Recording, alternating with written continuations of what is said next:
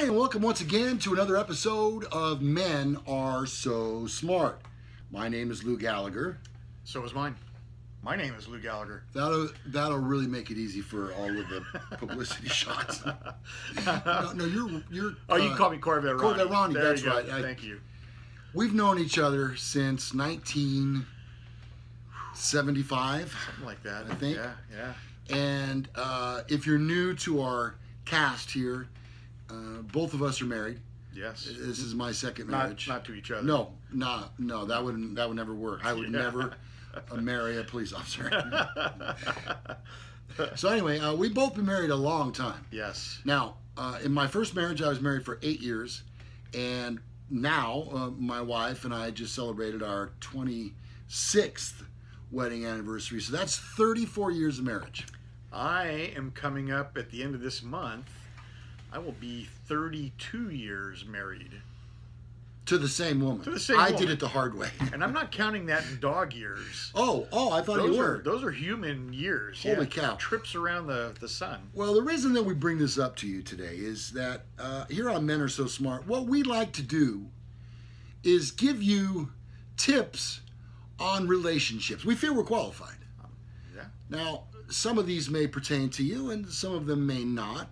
Some of them may sound great and some of them may not, but we're going to share with you our worldly wisdom on relationships. These are the 12 pieces of the worst relationship advice you can possibly get. I'll give you, for instance, wait 3 days to call or text them back. You've heard that before. You know, oh, well, I got to wait 3 days. Yeah. If you treat dating like a love game, there's always going to be a loser, and sometimes there's no winner at all. If you want to see the person again, call them back within 24 hours. It's good to be honest and spontaneous if you want to be respected and start a healthy relationship. So you don't have to wait 3 days. If you had a really good time, let them know, especially in this world of technology. It's so easy to just zip off a text to them. Yep. Hey, I had a really great time. I was thinking about you. Call me when you get a chance. 3 hours. Sure. Is appropriate. Yeah. Depending, as long as it's not 2 o'clock in the morning. And she's in the other room. Right, yeah. Yeah, don't do that. The next one is don't reveal too much too soon. Okay. Bad tip. Everyone knows a little mystery can be sexy at first, and of course, you don't want to reveal too much off-putting information too soon. Bringing up your ex on the first date, huge no-no. But when it comes to your interest in your date, don't be afraid to let your guard down and demonstrate that you're into him or her. In fact, research shows that playing hard to get first makes you less likable. Hard to get annoys the crap out of me. Yeah, I mean, unless you've been to prison or you're wearing an ankle, monitoring, I would try to be as upfront as soon as possible about everything. Except for maybe your ex. You don't need to do that right away, yeah. Okay? There's time and place for that, for sure. Now, a lot of times, people get this relationship advice. Lower your standards. Now, look, this is easy to do. I know my wife did. Yeah. Yeah. We don't even need her to verify that. I already know. But sometimes you find yourself in a situation where being alone is not good for your health, and you start becoming desperate. And I believe that your body starts to emit these chemicals that other people can pick up on, and they realize, wow, that person seems kind of desperate. Yeah. Don't lower your standards, No. but know what your standards are. Otherwise, you'll never know when they're met. Yep. Make a point by playing silent treatment. Oh, man, wives do this all the time. I hate me some silent treatment. Whether it's purposely waiting to text back or not speaking to your partner, the silent treatment isn't just bad advice, it's also kind of immature. Oh, to be sure. Yeah. Communication is important to any relationship. I mean, the silent treatment, first of all, it's that question, like, what did I do? Yeah, maybe you should tell me that. Yes. Well, and then the comeback, well, if you don't know. You should know. Yeah, oh my God, Now, how is that communication? If I knew, I might be able to correct it, but I don't know what I did. Please give me a clue. We're not geared like you guys are. No. We don't think that way. No. We just kind of move on, you know, unless there's a big old flag that's waved in front of our face. Exactly. Another piece of really bad relationship advice is to change to become more likable. Boy, that's easier said than done. Yeah. Here's some better advice. Take all the dating tips that tell you how to become a love magnet and throw them out the window. This approach will only make you more insecure. Relationship psychotherapist and author of Deeper Dating, Ken Page, tells Fox News, your goal is to be you and to only look for someone who loves you, who you are. Makes perfect sense. Not to me. Yeah. No, it does. Well, It's good. and the hardest part is, if you change, you're very likely to change back at some point. So change, you can't really change who you are. You can't change the spots on a leopard, so to speak. And Yeah, especially when you get older. Yeah. I mean, you know, you are you're set in your ways. who you are. Yeah, yeah. The next one is wait for him to make the first move. Tell me more. Ho, ho, ho. Yeah, I wish this were around a little This bit is more. bad advice. This is bad advice. So it's 2017, whether you like it or not, women have the power and the right to make the first move in a relationship. If you're a woman used to being approached by him first, then, think some baby steps. Okay. There are many ways for women to make the first move. Like just looking at a guy in the eyes for a few seconds. That's a good tip off right there that there might be a little bit something more going on than you think. I was once told that when women are attracted to you, they throw off signals which they may not even know they're doing. One of those things is making eye contact. Yeah, it's huge. When you see that person across the way of the church or the bar or wherever you may be, and you make that eye contact, if it's held for longer than about 5 seconds, she's trying to tell you something. Yeah. If when you approach her and you're speaking to her, if her legs are crossed, that means she's on the defensive. Yeah. Okay? If she's sitting with her legs together, she's actually open to being approached. So there are signals that women definitely send out. Yeah. All right.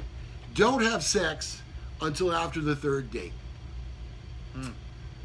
Well, this isn't the 80s anymore. Yeah. One night stands are probably not the best thing No. in terms of health. No. Where did this even come from? Have sex when you and your date are comfortable. In the first 5 minutes, maybe that's a little much. Bingo. Yeah. This could be after the third date, the third month, or the third hour. Experts agree the key is to follow your heart rather than being swayed by society or anyone else's expectations or standards. Yeah. And when you're ready, and you'll both know it. I'll tell you something else. You never find love when you're looking for it. When you're not looking for it, it finds you. Yep. Case closed. Bingo. Love it. Become a master at flirting. That doesn't work, really. Yeah. So flipping your hair, batting your eyes, see? meeting her gaze. Popular relationship advice suggests trying those tactics and other cheap tricks to increase your chances of finding love. But in reality, flirting this way may actually backfire. Most of the skills of seduction involve projecting an inauthentic type of ultra confidence, which most really don't have, nor do they need. Don't waste your time on the skills of seduction. They'll actually keep you from finding love. You do you. Okay. Not right now, Oh, but in general. okay. All right? All right. Just be you. Yes. And I've said this before. Just walk up to the person that you're attracted to and say, hello, my name is Lou. I think you're incredibly attractive. I'd like to get to know you. Could I buy you a drink? There you go. I've been married for 34 freaking years for no reason. Withhold sex to punish them. Never take that advice. No. Those are two entirely different things. Sex is not and should not be used as leverage because intimacy should be natural and spontaneous to both of you. Remember, make love, not trade deals. A new study suggests adults are having less sex than they did in the 1990s, but just how much sex should you be having? And how do you know if your sex life needs a makeover? Well, you need to look inside yourself. You need to get to know yourself. You need to see the signs. Well, and as a longtime dog trainer, I can tell you that punishing them by withholding sex doesn't work either. That's not good? No, doesn't work. Huh. Did they teach you that in the class that we pay for as taxpayers? As a matter of fact, yes. Yeah. Okay. So the next one is, men, don't be too sensitive. This bad advice comes from the idea that a man will look like a wimp if he sheds a tear or posts a cute panda meme on his Instagram. These are old sexist messages in new containers. When your dating advice makes you feel like you need to twist yourself into a pretzel, it's the wrong advice.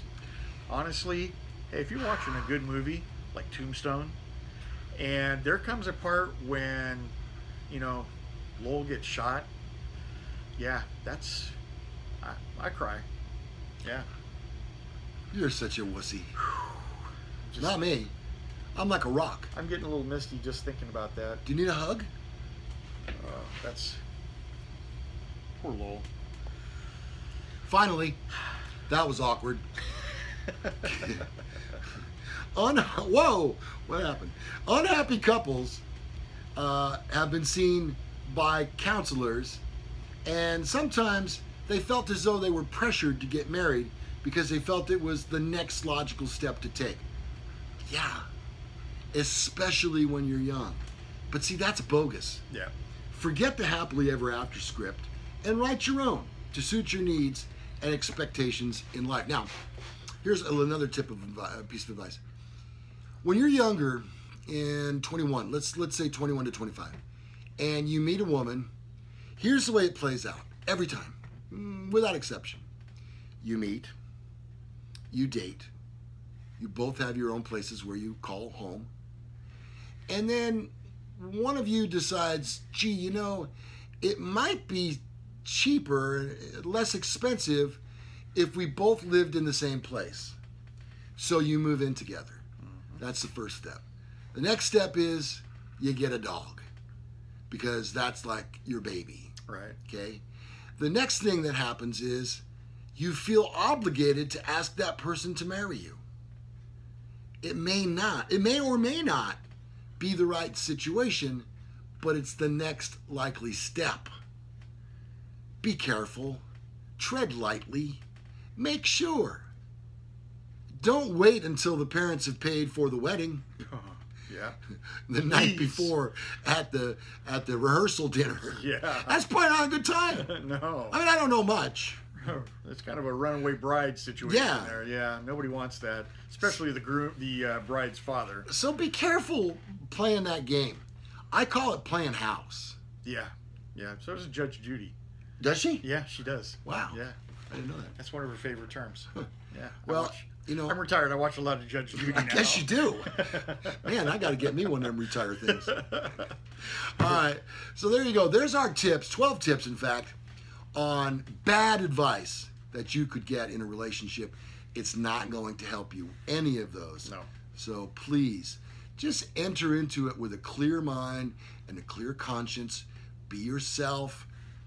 At some point, lay all of your cards on the table and get to know that person. Make sure you're really in love and not just settling. And when the time's right, it'll be very apparent. Yeah. Yeah. You know what? You know what I smell in here? A wealth of knowledge about relationships. I like it. Yeah, that's what that is. Yeah. Mm-hmm. Okay. Well, look, if you would like to weigh in on this particular topic, and I know it's wide open, we'd love to have you comment below. Any other bad advice? Yeah, oh, sure, that Yeah. you've gotten. That would be terrific. Or perhaps just the opposite, If good you have advice. some great advice. Yeah, we'd love to take your comments below. Feel free. Also in the description, you'll find our email addresses, you'll find our Facebook page, you'll find a link to our blogs. It's all right there. We love doing this for you guys. We really appreciate your watching. My name is Lou Gallagher. And Corvette Ronnie. And this has been another episode of Men Are So Smart. See you next time. Bye-bye.